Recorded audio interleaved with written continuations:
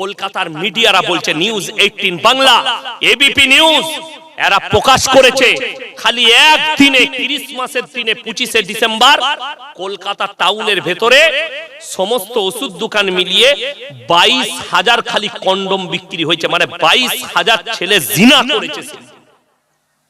ভাবতে পারেন এটা আমাদের সমীক্ষা নয়। যারা মনে করছেন কোরআন কি দিয়েছে, আল্লাহর কসম কোরআন, আপনি যদি এই রায়গঞ্জ থেকে স্টার্ট করেন এমন কোন টাউন পাবেন না যেখানে একটা লাইসেন্সধারী মদের দোকান নাই। সরকার লাইসেন্স দিয়ে রেখেছে। তোমরা এটাকে মডেলিং বলছো, আল্লাহর কসম মডেলিং তুমি বুঝতে পারো না। মডেল কাকে বলে তুমি জানতে পারোনি। অরিজিনাল মডেল শুনে নেন, আল্লাহর কসম ইসলাম মডেলিং ছিল, মডেলিং আছে, আর কিয়ামতের সকাল পর্যন্ত মডেলিং থাকবে। জোরে বলুন সুবহানাল্লাহ। নাম্বার 1, মদের দোকান লাইসেন্স দিয়ে রেখেছে সরকারে, আর কোরআন বললে তোমাদের জন্য মদ স্পর্শ করা হারাম। জোরে বলুন সুবহানাল্লাহ। এরপর ভেবে দেখুন, যারা লাইসেন্স দিয়েছে এরা মডেলিং, না যে নিষেধ করেছে স্পর্শ করতে মানা করেছে সেটা মডেলিং? আপনার দিমাগকে জিজ্ঞেস করুন। নাম্বার 2, আল্লাহ তাআলা কোরআনে স্পষ্ট ভাষায় বললেন, ওয়ালা তাকরাবুজ জিনা ইন্নাহু কানা ফাহিশা ওয়া সাআ সাবিলা। ব্যভিচার করা তো অনেক দূরের কথা, যে রাস্তায় ব্যভিচার হয় সেই রাস্তার ধারে পাশে তোমরা যাতায়াত করবে না।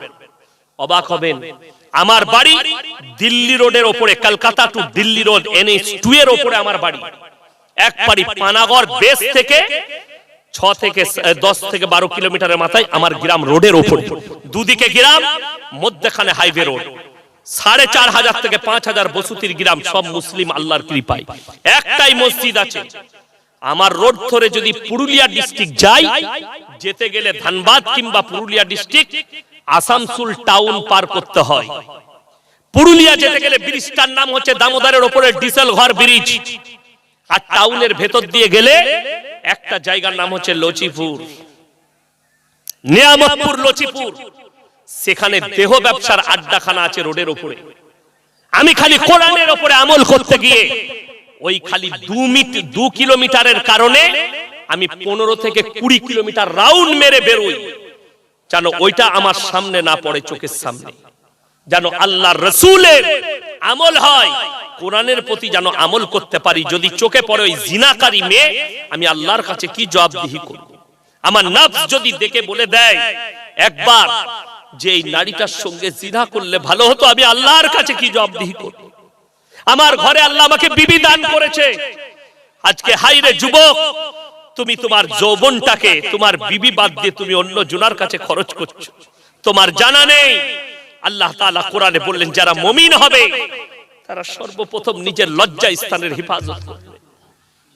এটা কোরআন 18 পারা প্রথম পৃষ্ঠা আল্লাহ তাআলা বলেছে। তুমি বলে দাও, নারী হোক কিংবা পুরুষ, তোমার যৌবনটা আল্লাহ দান করেছে, এই যৌবনটা হেফাজত করো। এই যৌবনের হকদার নারী, একটা নারীর যৌবনের হেফাজত করা এই জন্য দায়িত্ব। তার যৌবনটার একমাত্র হকদার তার স্বামী। একটা পুরুষ তার যৌবনটার একমাত্র হকদার তার বিবি। তুমি যদি অন্য জায়গায় খরচ করো, তুমি জবাব দিতে পারবে না। আল্লাহর হাবিব সাল্লাল্লাহু আলাইহি সাল্লামের সামনে একজন বেঈমান কলমা পড়েছে, আপনার চোখ দিয়ে পানি পড়বে। নবীজিকে বললেন, ইয়া রাসূলুল্লাহ, আমি তো মুসলমান হয়েছি, কালমা পড়েছি, কিন্তু আমি একটা কাজ ছাড়তে পারবো না। নবীজি বললেন, কি? বলে, প্রত্যেকদিন 3-4টা মেয়ের সঙ্গে আমাকে জিনা করতে হবে। হযরত ওমর ফারুক রাদিয়াল্লাহু তাআলা তলোয়ার টেনে বার করেছেন, ইয়া রাসূলুল্লাহ, আপনি হুকুম দেন, আপনার সামনে এত বড় কথা, গর্দনটাকে 2 টুকরো করে দিন। নবীজি বললেন, ওমর বসে যাও, বসে যাও। তার মাথায় হাত দিয়ে বললেন, শোনো, তোমার মায়ের সঙ্গে যদি কেউ জিনা করে, ইয়া রাসূলুল্লাহ, আমি শেষ বিন্দু রক্ত থাকতে আমি তার সঙ্গে যুদ্ধ করব। তোমার বিটির সঙ্গে যদি কেউ জিনা করে, ইয়া রাসূলুল্লাহ, আমার জীবন থাকতে ছুঁতে পারবে না। তোমার বিবির সঙ্গে যদি কেউ জিনা করে, ইয়া রাসূলুল্লাহ, আমার জান কুরবান আমার বিবির জন্য। নবীজি বললেন, তুমি যার সাথে জিনা করবে সে কারো মা, তা না হলে কারো বিবি, তা না হলে কারো বিটি, তা না হলে কারো বোন। সেই সাহাবী হাউ হাউ করে কাঁদলেন, আর নবীজিকে জড়িয়ে বললেন, ইয়া রাসূলুল্লাহ, আমি জীবনে আর ওর ধারে পাশে যাব না। জোরে বলুন সুবহানাল্লাহ। এটা ছিল রাসূল সাল্লাল্লাহু আলাইহি সাল্লামের সাহাবীদের আখলাক। আজকে বেঈমান কাফেররা এই মোবাইল খুলবেন, অনেক পুরুষ মানুষ তাদের যৌবন হারাচ্ছে এই মোবাইল দ্বারা। যে ছেলেরা, যে যুবকরা বিবাহের আগে পর্নোগ্রাফিতে লিপ্ত হচ্ছ, যারা হস্তবৈথনে লিপ্ত হয়েছ, জেনে রেখে দাও বিবাহের পরে তাদের দাম্পত্য জীবন সুখী হতে পারে না। ওই জন্য ইসলামে আছে উপযুক্ত বয়স হলে বাবা মা দায়িত্ব হচ্ছে তার সন্তানের বিবাহ দেওয়া। কিন্তু আজকে আমাদের টেন্ডেন্সি দাঁড়িয়েছে আমার ছেলে নিজের পায়ে না দাঁড়ানো পর্যন্ত বিয়ে দেবো না, আর যখন বিয়ে দিচ্ছে পায়ে দাঁড়িয়ে যাচ্ছে, কিন্তু বিয়ের পরে তার আর বাচ্চা হবার লাইন নাই। বড় কষ্টের বিষয়। আমার মুসলমান ভাই, উপযুক্ত বয়স, রুজির মালিক সকলে বলুন কে? আল্লাহ। তাহলে রুজির মালিক যদি আল্লাহ হয়, তাহলে আপনি ভরসা করুন আপনার সন্তানের বিয়ে দিবেন, যে বিবি আসবে তোমার ঘরে, যে মেয়েটা বউ হয়ে আসবে, সে নিজের রুজি মেপে তোমার ঘরে আসবে, তুমি খাওয়াবে না। আমি যেদিনে ফারেক হয়, যে বছরে আমার বিয়ে হয়, আমার বর্তমান টাউনে খাগড়াগড় মাদ্রাসায় আমার বেতন ছিল 2500। কত বললাম? 2500। আমার আব্বাজি বলল শোনো, আমি বললাম 1 বছর পরে করব, বললেন না করে নাও। যে আসবে তোমার বিবি হয়ে, রুজি আল্লাহ মাপবে। বিশ্বাস করুন, বিয়ে করেছি সেই দিনে যে বরকতটা ছিল, আজকে সেই বরকতটাই আছে। এখনো পর্যন্ত বুঝতে পারিনি যে বরকত বিয়ের দিনে পেয়েছি, বিয়ের দিন থেকে আজকের রাত পর্যন্ত একই বরকত পেয়েছি। কেন? আল্লাহর উপরে বিশ্বাস আর ইয়াকিন। কেন? সে নিজের রুজি মেপে এসেছে। পেটের সন্তান কোরআন শুনেলেন, ওয়ালা তাকুলু আওলাদাকুম খাশিয়াতা ইমলাক নাহনু নারযুকুহুম ওয়া ইয়াকুম। দরিদ্রতার ভয়ে তোমরা পেটের সন্তানকে কতল করো না। কেন? যে আসবে ভূমিষ্ঠ হবে, রুজি মেপে আসবে সে নিজে। ওই জন্য তোমরা এখানে হাত লাগিয়ে নিজের বর্বরতা করো না। আমার ভাই শুনেলেন নবীজি সাল্লাল্লাহু আলাইহি সাল্লামের হাদিস, আখরি জামানায় বর্বরতার যুগের পাপগুলো মডেলিং হয়ে ফিরে আসবে। আজকে ফিরে এসেছে মডেলিং হয়ে। ভারত সরকার সুপ্রিম কোর্ট রায় দিয়েছে সমকামী লিগেল হিন্দুস্তানে। ভারত সরকার সুপ্রিম কোর্ট রায় দিয়েছে পরকীয়া লিগেল। কিন্তু আল্লাহর কসম কিয়ামত পর্যন্ত ইসলামে হারাম থাকবে। দেশের কানুন ঠিক আছে, কিন্তু আমি ইসলাম বিরোধী কানুন আমি মেনে নিতে পারব না, যেটাতে শরীয়তে আঘাত আনবে, যেটাতে ইসলামে আঘাত আনবে। এই পাপ কবেকার? লূত নবীর কওমের পাপ, নবীজি জামানার নয়, লূত নবীর কওমের পাপ। শুনেলেন পৃথিবীর শ্রেষ্ঠ মুফতি, মুফতি তাকি উসমানী, 1 মাস আগে একটা প্রোগ্রাম হয়েছে, পৃথিবীর স্কলাররা সবাই ছিল সেখানে।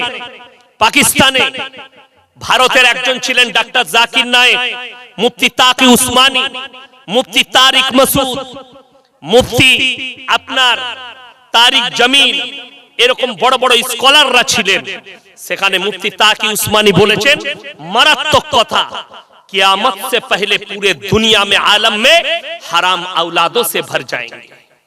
এর যে ব্যাখ্যা করেছে সবারই চোখে পানি। তিনি যে ব্যাখ্যা করেছেন, আজকে দেখুন আমি জলসা করতে এসেছি, আমাকে যদি ইনারা জিজ্ঞেস করেন আপনি কে, আমি আমার বাপের নাম বলবো না মায়ের? কথা বলে বাপের। আমি যদি ইনাকে জিজ্ঞেস করি আপনি কে, ইনি বাপের নাম বলবে না মায়ের? বাপের নাম। বাবা যদি মারা যায় তাও বলবে আমি মৃত অমুকের ছেলে, ঠিক কি না? তাও বাপের পরিচয় দিবে। কেন? আপনাদের এখানে ছাগল আছে না নাই? আচ্ছা, ছাগলের ছানা হলে পাঁটার ছানা বলেন না ছাগলের? কথা বলে ছাগলের। গায়ের বাচ্চা হলে ষাঁড়ের বাচ্চা বলি না, গায়ের বাচ্চা। কেন? শুনেলেন আল্লাহ তাআলা ইনসানের যে পরিচয় ঘটিয়েছেন ওটা বাপের দ্বারা, আর জানোয়ারের পরিচয় ঘটিয়েছেন ওটা মায়ের দ্বারা। এর ব্যাখ্যা আছে লম্বা। ইমাম আবু হানিফা রাহিমাহুল্লাহ, তেনার কাছে একদল মহিলা পর্দায় এসে দাঁড়ালেন আর বললেন, হে যুগের ইমাম, আপনি ফতোয়া দিয়েছেন ইসলামী শরীয়তে একটা পুরুষ 4টা বিয়ে করতে পাবে, 4টা নারীকে, কিন্তু একটা নারী কেন 4টা স্বামী রাখতে পাবে না? ইমাম আবু হানিফা রাহিমাহুল্লাহ বললেন, কাল সকালে এসে আমি তোমাদের উত্তর দেব, আজকে দিতে পারবো না। তারা চলে গেল। ইমাম আবু হানিফা রাহিমাহুল্লাহ চিন্তিত হলেন, আমি উত্তর কি দেব, এর উত্তর কি আছে? তিনি উত্তর খুঁজতে লাগলেন। বাড়িতে এসে খানা খেতে বসেছেন রাত্রে, পেরেশানির হালতে আছে।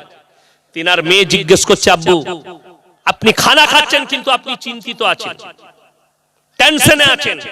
বললে, মা মহিলার একটা প্রশ্ন করছে, আমি উত্তর দিতে পারি। কি প্রশ্ন? এই প্রশ্ন। তিনার মেয়ে বললে, আব্বু সকালবেলায় মহিলারা এসে আমার কাছে পাঠায়, এর উত্তর আমার কাছে আছে। বলে, পারবে? বলে, অবশ্যই পারবো এর উত্তর দিতে। ইমাম আবু হানিফা রাহিমাহুল্লাহর কাছে যখন ফজরের পরে মহিলারা এসেছেন, মায়েরা ভালো করে শুনবেন, যারা পরকীয়ায় লিপ্ত হচ্ছেন তারা ভালো করে শুনবেন, যারা যে সমস্ত যুবক যুবতীরা বিয়ের আগে রিলেশনে জড়িত হচ্ছেন তারা ভালো করে শুনবেন এটা তাদের জন্য। যারা জিনায় লিপ্ত হচ্ছেন, বিয়ের আগে যারা মিলামিশায় লিপ্ত হচ্ছেন, সেই মহিলা সেই পুরুষ আগে শুনবেন।